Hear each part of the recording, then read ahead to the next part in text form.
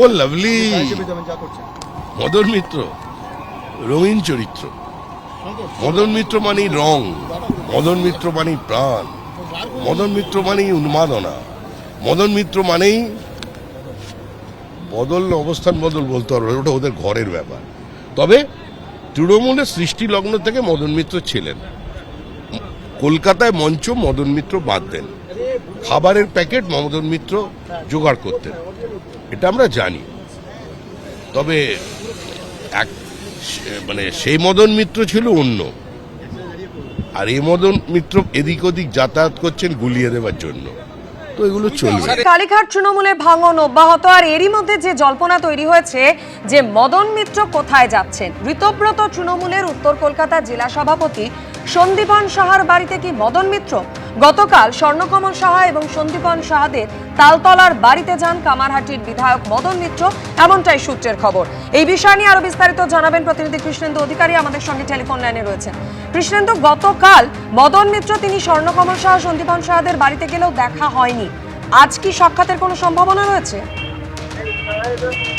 দেখো, সূত্র মারফত যেটা জানা যাচ্ছে যে বেলা 1:30টার সময় বিধানসভায় মদন মিত্র সন্দীপন সাহার সঙ্গে দেখা করবেন। সন্দীপন সাহা তেমনটাই জানাচ্ছেন। বেলা 1:30টার সময় বিধানসভায় মদন মিত্র সন্দীপন সাহার সঙ্গে দেখা করবেন। এখন দুজনেই বিধায়ক, সন্দীপন সাহা এবং মদন মিত্র, এবং কালীঘাটপন্থী বিধায়ক হচ্ছেন মদন মিত্র, মমতা বন্দ্যোপাধ্যায়ের দীর্ঘদিনের সঙ্গী। মমতা বন্দ্যোপাধ্যায়ের সবাই যখন হাত চাটছেন তখনও পর্যন্ত মদন মিত্র মমতা বন্দ্যোপাধ্যায়ের সঙ্গে। ঠিক সেই প্রেক্ষাপটে আচমকাই গতকাল রাত্রে মদন মিত্র তিনি সন্দীপন সাহার বাড়িতে হাজির হন। তখন সন্দীপন সাহা বাড়িতে ছিলেন না, সেই তালতলার বাড়িতে ছিলেন সন্দীপন সাহার বাবা স্বর্ণকমল সাহা, যিনি এন্টালি এলাকার আগে বিধায়ক ছিলেন এবং তার পরিবর্তে বা তার জায়গায় এখন সন্দীপন সাহা বিধায়ক হয়েছে।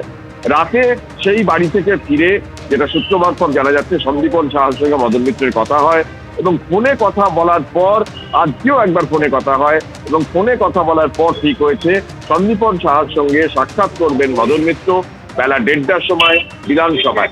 এখন প্রশ্ন, দুজনেই বিধায়ক, বিধানসভায় তাদের দেখা হয়, আলাদা করে বৈঠক করার কি আছে? যেটা তুমি জানো যে গতকালই ইডির স্ক্যানারে পড়েছে মদন মিত্রের পরিবার। মদন মিত্র তো জিজ্ঞাসাবাদ হয়েইছে, মদন মিত্র স্ত্রী, মদন মিত্রের 2 পুত্রকে ইডি নোটিশ দিয়েছে এবং জিজ্ঞাসাবাদের জন্য তাকে তলব করা হয়েছে, তাদের তলব করা হয়েছে। ঠিক এই প্রেক্ষাপটে মদন মিত্র কি তাহলে দ্বারস্থ হচ্ছেন বিদ্রোহী গোষ্ঠীর? মদন মিত্র কি তাহলে সন্দীপন সাহার সঙ্গে যোগাযোগ করছেন?